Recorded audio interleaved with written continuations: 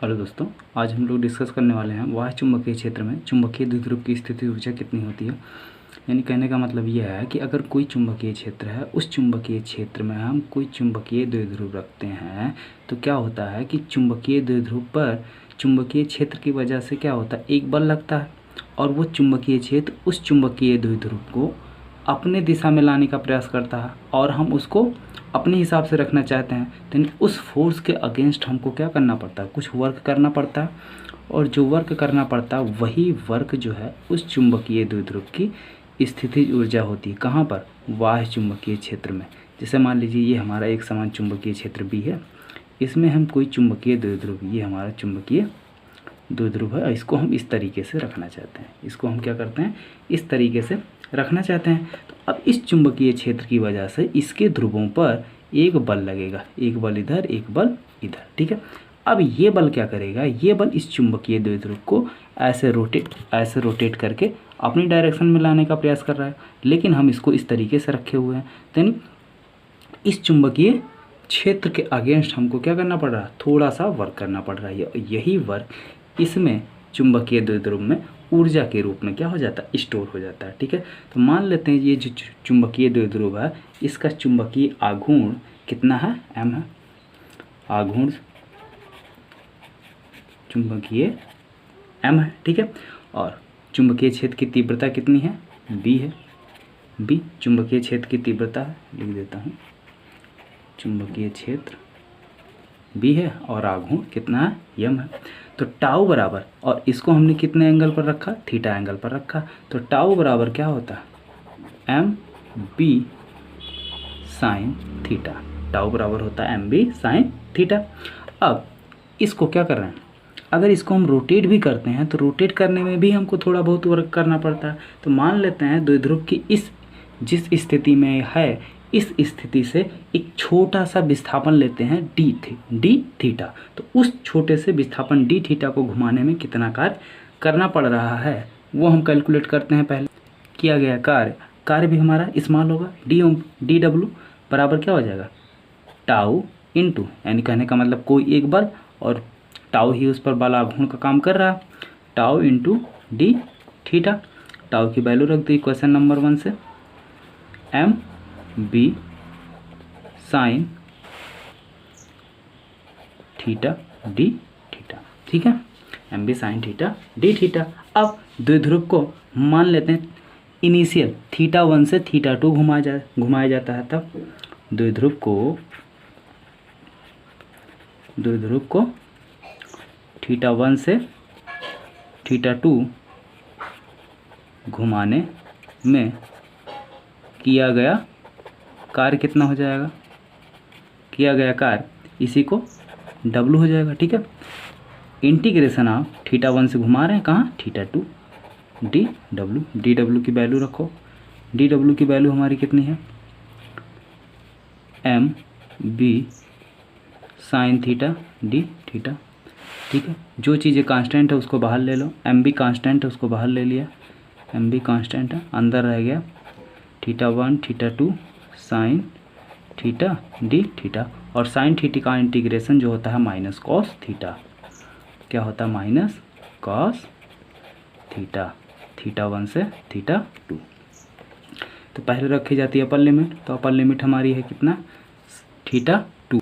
Upper limit रखेंगे theta 2 यानी minus cos theta 2, और माइनस फार्मूले का, और ये माइनस हो जाएगा प्लस कॉस थीटा 1, ठीक है। प्लस वाले को पहले लिख लेते हैं, माइनस वाले को बाद में, M B cos theta 1 minus cos theta 2, ये मिला, ठीक है। अब मान लेते हैं कि कोई भी हम एक सिचुएशन मान लेते हैं कि जब द्विध्रुव की स्थितिज ऊर्जा, यानी कहने का मतलब अपनी इच्छा अनुसार एक स्वैच अविन्यास स्थिति में द्विध्रुव की स्थिति ऊर्जा अगर क्या हो, 0 हो, तब थीटा बराबर क्या हो जाएगा, 90 डिग्री, और कास 90 का मतलब क्या होता है, 0, ठीक है। तो ऐसी स्थिति में इसकी स्थितिज ऊर्जा यू को हम क्या लिख सकते हैं, 0 लिख सकते हैं। और यही क्या है, यही किया गया कार्य उसमें स्थितिज ऊर्जा के रूप में हो जाता है, इसी को हम यू लिखते हैं। अब ये जो हमारा समीकरण है, समीकरण नंबर 2, तो तो समीकरण नंबर 2 में अगर हम मान लें, समीकरण 2 में θ1 को अगर हम मान लें 90 डिग्री और θ2 बराबर 0 डिग्री, तो ऐसे केस में तब हमको क्या मिलेगा, तब मिलेगा u equal to M B cos 90 degree minus cos 0 degree, और कॉस 90 डिग्री की वैल्यू होती है 0, इसकी वैल्यू हो गई 0 माइनस इसकी वैल्यू होती है 1। ठीक है, अब ये ब्रैकेट ओपन होगा, 0 से इसमें मल्टीप्लाई होगा, 0 माइनस है तो माइनस 1 से एम बी में मल्टीप्लाई आएगा तो केवल आएगा एम बी। कितना आएगा, एम बी। ठीक है, ये हो गया। और इसी को अगर 0 डिग्री को हम क्या मान ले, थीटा भी मान लेते हैं, तो यहाँ क्या हो जाएगा, 0 की जगह कॉस थीटा या M B 0 minus cos theta. ठीक है, तो एक आएगा ये या एम बी माइनस का कॉस थीटा, माइनस का कॉस थीटा। यही हमारा क्या है, किसी बाह्य चुंबकीय क्षेत्र में द्विध्रुव की स्थितिज ऊर्जा एम बी कॉस थीटा या ये। ठीक है, ये हमारी स्थितिज ऊर्जा है। अब कुछ केसेस देखिए, विशेष स्थितियां, अगर हम इसको इस डिग्री पर रखते हैं तो कितनी स्थिति ऊर्जा होती है, या फिर 90 पर रखें, 0 पर रखें, ये कुछ स्थितियां हैं, इसको भी देख लीजिए। पहली स्थिति है जब चुंबकीय द्विध्रुव को हम क्षेत्र के समांतर रखते हैं। जब द्विध्रुव चुंबकीय क्षेत्र के समांतर बिल्कुल हो, चुंबकीय क्षेत्र के समांतर। ठीक है, तब क्या होगा, चुंबकीय क्षेत्र के समांतर। अब द्विध्रुव भी उसी डायरेक्शन में, चुंबकीय क्षेत्र भी उसी डायरेक्शन में, जिसे मान लो ये चुंबकीय क्षेत्र और इसी डायरेक्शन में हम द्विध्रुव भी रखते हैं, तो इनके बीच कितना कोण बनेगा, 0। तब थीटा बराबर क्या हो जाएगा, 0 डिग्री। तो u इक्वल टू क्या हो जाएगा, माइनस एम बी कास 0, और कास 0 की वैल्यू होती 1, तो माइनस एम बी, ये आएगा। ठीक है, ये हमारा फार्मूला आएगा जब चुंबकीय द्विध्रुव जो है क्षेत्र के समांतर होता है। दूसरी स्थिति, जब चुंबकीय क्षेत्र के लंबवत हो। दूसरा केस है जब लंबवत हो, तब थीटा क्या हो जाएगा, 0। तो u इक्वल टू क्या मिल जाएगा, minus M B cos 90 degree. ठीक है, कास 90 डिग्री, और कास 90 की वैल्यू होती है 0, तो यानी मिलेगा हमको u इक्वल टू 0। तीसरी स्थिति क्या है कि जब चुंबकीय क्षेत्र की विपरीत दिशा में हो। ठीक है, अच्छा एक चीज़ और, ये 0 कैसे होगा, इसको भी देखो कि भाई 0 तो हमने कह दिया, लेकिन कैसे होगा 0, ये भी देखो। ठीक है, जैसे मान लो ये हमारा क्या है, चुंबकीय क्षेत्र है, इसमें द्विध्रुव रखा हुआ है बिल्कुल लंबवत। ठीक है, अब चुंबकीय द्विध्रुव में दोनों पोल अपोजिट डायरेक्शन में होते हैं, क्या, एक पॉजिटिव होता है, एक नेगेटिव होता है। ठीक है, तो अगर मान लो पॉजिटिव पे, ये चुंबकीय क्षेत्र की डायरेक्शन, अगर पॉजिटिव पे फोर्स इस डायरेक्शन में लगेगा, ठीक है, जो हमारा टाउ है वो इधर लग रहा है, और निगेटिव पे टाउ इधर लग रहा है। ठीक है, अब इसका अगर सेंटर पॉइंट देखें तो यहाँ से ये डिस्टेंस, यहाँ से ये डिस्टेंस, ये फोर्स और ये फोर्स दोनों क्या हो जाएंगे, बराबर हो जाएंगे। तो दोनों फोर्सेस अगर हमारे क्या हैं, बराबर हैं, तो ऐसे केसेस में इस पर जो हमारा इसका जो आघूर्ण होगा वो क्या हो जाएगा, बिल्कुल 0, कोई आघूर्ण नहीं होगा। ठीक है, जब इसके विपरीत डायरेक्शन यानी थीटा इक्वल टू 180 डिग्री, तो u इक्वल टू क्या हो जाएगा हमारा, माइनस एम बी कास 180, और कास 180 की वैल्यू होती है -1, तो minus M B into -1, minus minus क्या हो जाएगा, प्लस, तो क्या मिलेगा, प्लस का एम बी। ठीक है, अब ये इस स्थिति को हम कहते हैं अस्थायी स्थिति, और ये जो 0 वाला होता है वो अस्थायी स्थिति होता है। इसी को हम क्या बोलते हैं, अस्थायी स्थिति, अस्थायी स्थिति। ठीक है, और जब 0 की डिग्री केस पे होता है यानी 0 डिग्री पर, तो इसको बोलते हैं हम अस्थायी स्थिति, अस्थायी स्थिति। ये भी आप याद रखिएगा, कभी कभी जो है अस्थायी और अस्थायी स्थिति के नाम से पूछता है। अब देखो, चुंबकीय द्विध्रुव की अस्थायी या अस्थायी असंतुलन स्थिति में जो ऊर्जा का डिफरेंस होगा वो कितना होगा। ठीक है, तो अस्थायी तथा अस्थायी स्थिति में ऊर्जा का अंतर डेल्टा यू इक्वल टू, यानी अस्थाई यानी 180 माइनस 0, अस्थाई माइनस अस्थाई, तो अस्थाई के केस में कितना है प्लस का mb, माइनस अस्थाई स्थिति में कितना है माइनस का mb, माइनस का mb, ठीक है। माइनस माइनस प्लस आया कितना प्लस का 2mb। तो ये है हमारा अस्थाई और अस्थाई स्थितियों के बीच ऊर्जाओं का अंतर, ठीक है। प्लस 2mb कैसे आया, यही थोड़ा सा कन्फ्यूजन होता है। तो ये कॉन्सेप्ट याद रखो कि पहले जो है अस्थाई और अस्थाई स्थिति ऊर्जा का जब हम अंतर निकालते हैं तो ऐसे केस में अस्थाई माइनस अस्थाई होता है, ठीक है। तो अस्थाई के केस में प्लस mb है और अस्थाई के केस में माइनस mb। तो प्लस mb में से माइनस mb घटेगा तो माइनस माइनस प्लस हो जाएगा, तो ये प्लस mb, ठीक है, 2mb आ जाएगा। अब एक लास्ट टॉपिक बच रहा है चुंबकीय द्विध्रुव के कारण चुंबकीय क्षेत्र की तीव्रता। ये चुंबकीय क्षेत्र की जो तीव्रता है वैद्युत क्षेत्र में जो हमने वैद्युत तीव्रता पढ़ी थी, वैद्युत क्षेत्र की तीव्रता बिल्कुल सेम वही है। वैद्युत क्षेत्र जहाँ पे वहाँ हम द्विध्रुव रखते थे तो द्विध्रुव का P से डिनोट करते थे, यहाँ पे P की जगह पे हम क्या रखेंगे M रखेंगे, बस बाकी सारा फार्मूला वही है, उसको भी देख लेते हैं, ठीक है।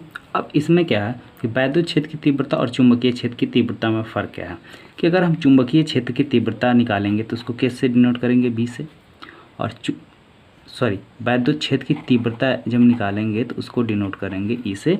तो यानी E रिप्लेस हो जाएगा किससे B से, और वहाँ पे क्या होता था P होता था चुंबकीय आघूर्ण, और यहाँ पे क्या हो जाएगा P रिप्लेस हो जाएगा M से, ठीक है। तो अच्छी स्थिति में चुंबकीय क्षेत्र वैद्युत क्षेत्र की तीव्रता E इक्वल टू कितना होता है 1/4 pi epsilon not, 1/4 pi epsilon not 2p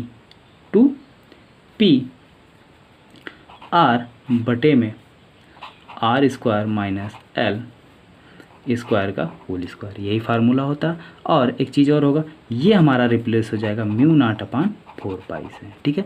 1/4 pi epsilon not किससे रिप्लेस हो जाएगा μ/4 पाई एप्सिलॉन नॉट से, ठीक है। तो अब लिखते हैं चुंबकीय क्षेत्र की तीव्रता B equal to 1/4 pi epsilon nought की जगह mu not upon 4 pi, 2p replace होगा किससे m से, 2m r बटे r square minus l square का होल स्क्वायर, ठीक है। l क्या है अगर आपको याद हो तो वहाँ पे जो द्विध्रुव हमने लिए थे उनके बीच की अल्पतम दूरी, ठीक है। दो समान और विपरीत आवेश यानी प्लस क्यू माइनस क्यू दोनों के बीच की दूरी कितनी होती थी 2l, तो सेंटर पॉइंट यानी वो से एक साइड की दूरी होती थी l, यही है, ठीक है। यदि r की अपेक्षा r is greater then l, r is very greater then l, तो ये इम्प्लाइज करेगा r square is very very greater then l square, अतः l स्क्वायर को नगण्य मानने पर, l स्क्वायर को नगण्य मानने पर, ठीक है। तो l स्क्वायर को अगर हम नगण्य मान लेते हैं तब हमको कितना मिलेगा